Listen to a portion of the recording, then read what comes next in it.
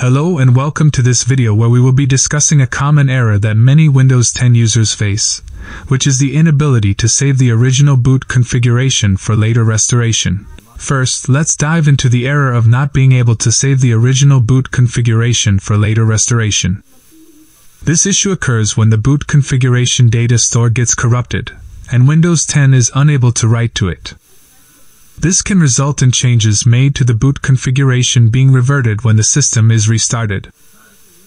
However, if you are using a stripped-down version of Windows 10, such as Windows 10 Lite, then the best solution is to install a fresh copy of Windows 10.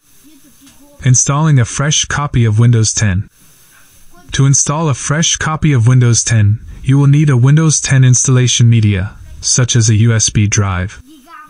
You can download the Windows 10 Media Creation tool from the Microsoft website. Installing a fresh copy of Windows 10 is often the best solution. Remember to back up your important files before starting the installation process, and make sure you have a valid Windows 10 product key before proceeding.